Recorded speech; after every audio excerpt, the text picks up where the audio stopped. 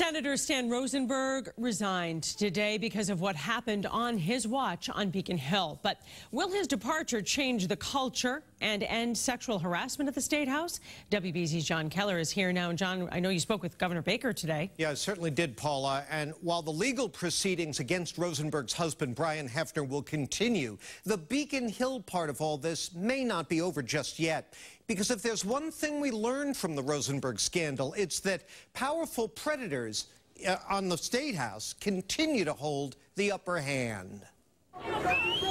Sexual harassers aren't always rich men with important jobs, but when they are, they wield power that often deters victims from speaking out and justice from being done. When you say, as the Senate President, which is one of the most powerful jobs on Beacon Hill. And as Governor Baker noted in our interview today, there was a big-time power imbalance in the Rosenberg saga.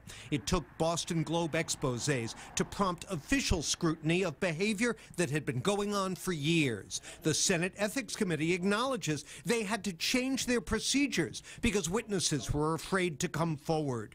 And a confidential tip line set up by the investigators didn't get a single phone call. So while Rosenberg is leaving, a question remains. What has really changed about Beacon Hill's culture of silence?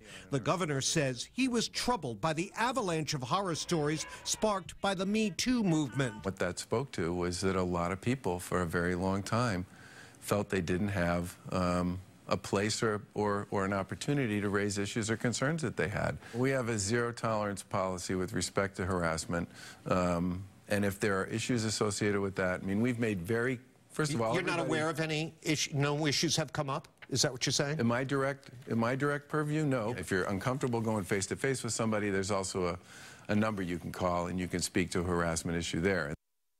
Now, look, no one is claiming Governor Baker or the vast majority of legislators on Beacon Hill condone sexual harassment. But to suggest there's a system in place capable of leveling the playing field between predator and prey, well, that just denies the reality of what we just witnessed, Paula. Yeah, and it begs the question, if what happened here wasn't a violation of Senate rules or didn't particularly fit any rule in place, what should happen now? Well, there's always the question of deterrence.